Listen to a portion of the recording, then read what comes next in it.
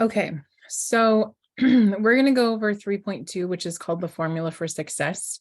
And what you're going to be able to do today, I'll tell you in a second, but we're going to use a formula. So to solve quadratic equations. So before we do that, we're going to remember how so far we've learned to solve them using these.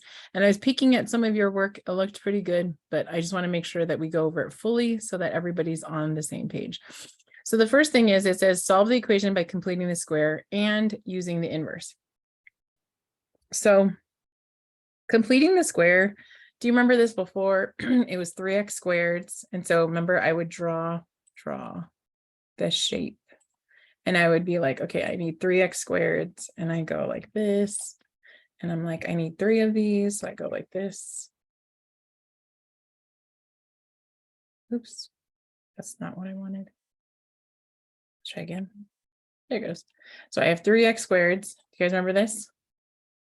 And then now I have these negative 6x's. Do you remember what I would do with the negative 6x's? So the negative 6x's looked like this, like a little rectangle-y thing. And what am I going to do with these 6x's? 1, 2.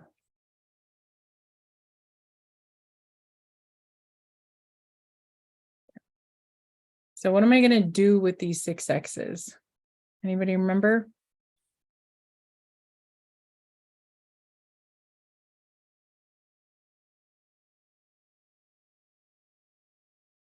No?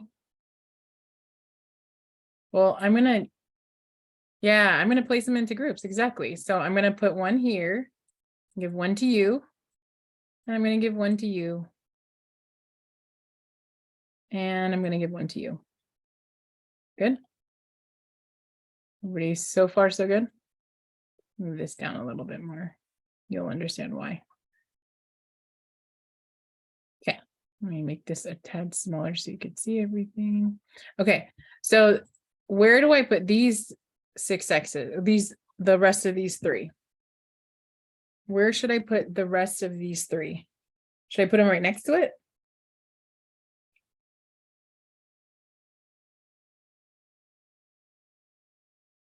We would always put them on this side right here on the bottom, but that's okay. You can put them on the top. It doesn't matter.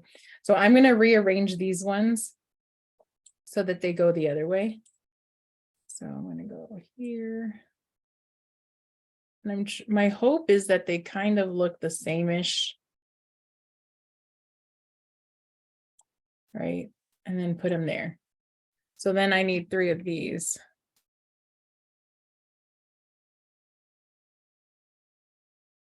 Copy, paste, paste. Okay, good. So I can get rid of these guys now. These guys are all now gone. Okay, so I'm going to take this guy and put him down here. I'm going to take this guy and I'm going to put him down here. Do you guys remember this now? You guys remember this? Yes. Okay, so then what I want to do is I want to complete the square. So how many little squares am I missing? Here, here, and here. Just one. Very good. So I'm just going to put 1. I'm going to put the number 1 because that's what I used to do before. So I'm just going to keep that consistent there. Okay. So if you look, I would represent this, right? How long is this? How tall is this? What's the area of this? And you guys would tell me, oh, this is x plus 1 and this is x plus 1.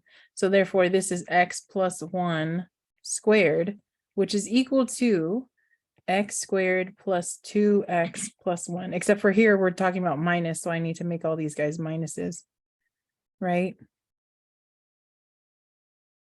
I'm going to put a minus here and a minus here. Okay, so then this looks like this. This is starting to look like this, and each of these look the same, so I can literally go this, I copy this and put it here. I can copy this and put it here.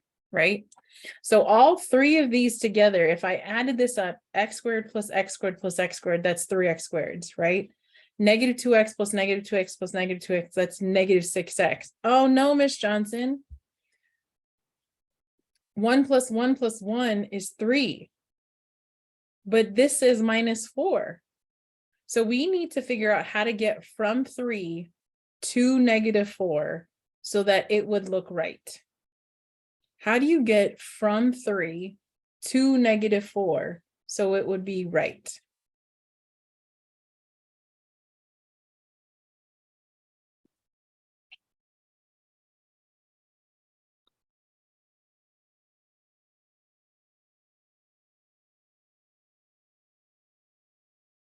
Let me say this again. So I want to do something to the number 3 plus what would give me -4. So this is the equation that I have going on in my head. 3 plus what gives me -4? What do you guys say?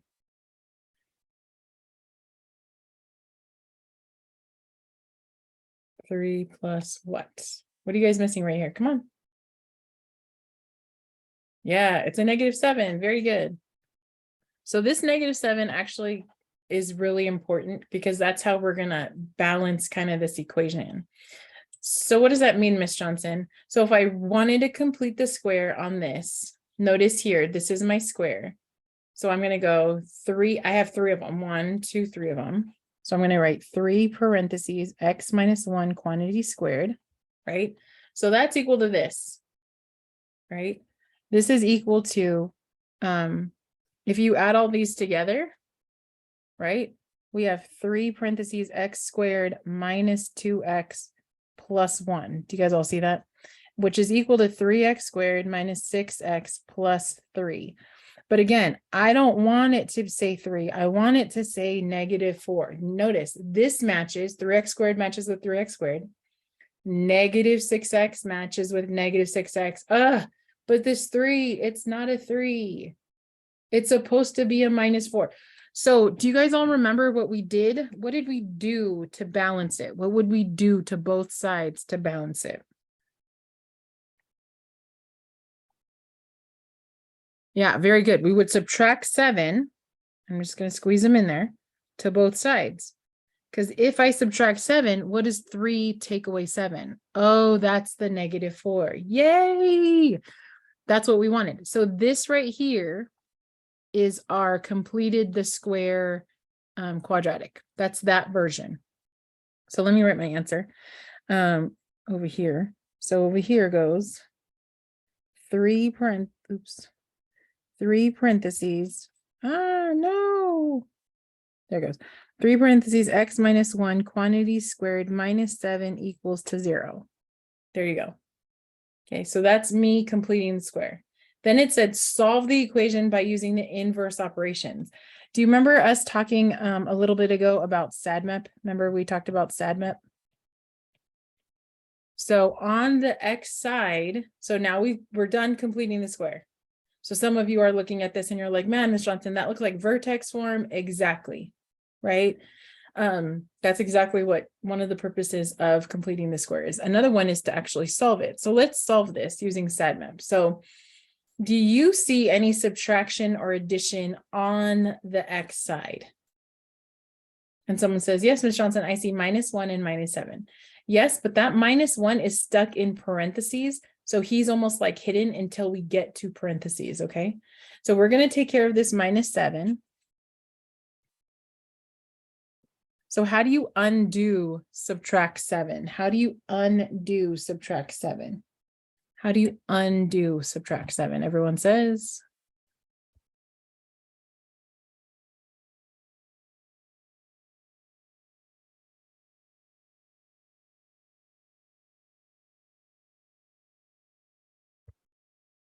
Hold on a second. Okay, so do you see subtraction or addition? And we all said yes. And then my question was, how do you get rid of a subtract 7? How do you undo a subtract 7? And then you guys said, oh, you add 7. Very good. So we're going to add 7 to both sides.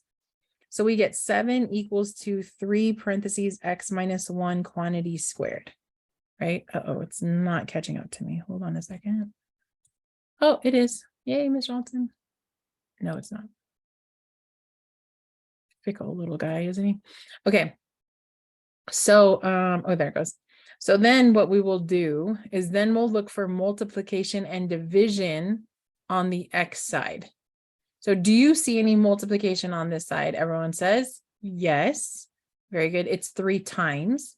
How do you get rid of 3 times? How do you get rid of 3 times? How do you undo multiplication is my question.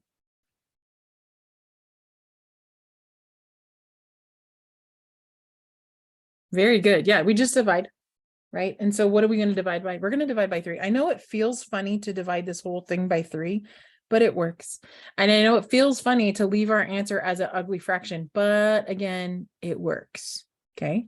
So I'm going to write this out as x minus 1 quantity squared equals to 7/3. Now, some people do not like this 7/3 business. I'm just going to tell you, leave it alone. Just let him be. This is a fraction. He's a number. He's a number 2. You don't treat him differently, right? So now comes the part of this exponent, right? We're at exponents. How do you undo squaring? How do you undo squaring? How do you undo squaring? And this is the part that I need you to remember. Yeah, very good. Okay, so we square root. And do you remember last time when we were together, when you take the square root, you have to remember to put plus or minus. When you take the square root, you have to remember to put the plus and the minus. Okay, so I got x minus 1 equals to plus or minus the square root of 7/3. X minus 1 is equal to plus or minus the square root of 7/3. Now, some of you are like, wait a second, Miss Johnson, where did that plus or minus come from? And you can't even see it yet because my computer is going slower than it can be. Where did that plus or minus come from, Miss Johnson? Well, it came from because you took the square roots of both sides, then you also have to remember to take the plus or minus. Okay. And then the last little step is getting rid of the minus 1. And of course, we just add 1 to both sides. And so our answer looks like this. Okay. And it's a funky looking answer, right? It's a funky looking answer, but that's okay. But that is our answer. Okay. It looks really, really funny. It's 1 plus or minus this square root of 7/3. Okay. So let's see. So this would be our answer. This would be called our exact answer. The moment that you plug it into a calculator and you give me a decimal approximation, then that's what they're talking about. Later on, you'll see an approximate or a rounded answer, right? I'm just going to finish this other part and then we're going to call it a day. It says, given this, use your solutions to problem 1 to find the line of symmetry. So the best place to find your line of symmetry is here. Does anybody remember where my line of symmetry is found in vertex form? Where is my line of symmetry?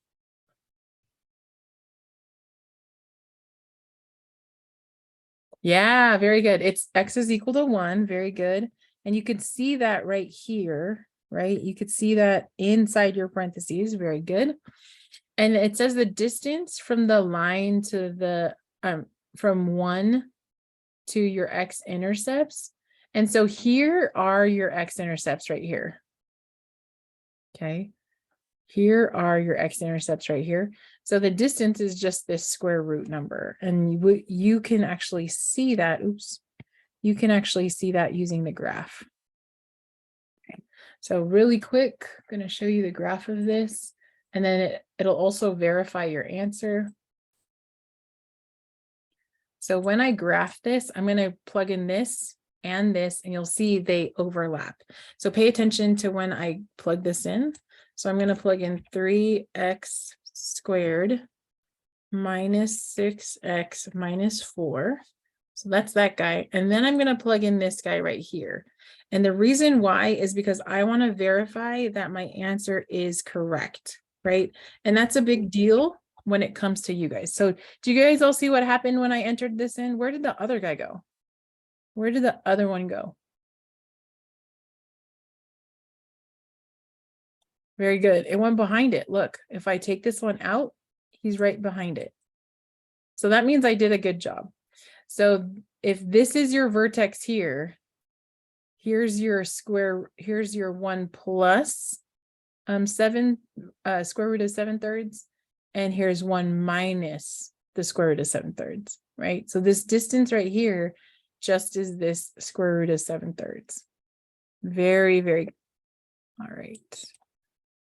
Ooh. Go here.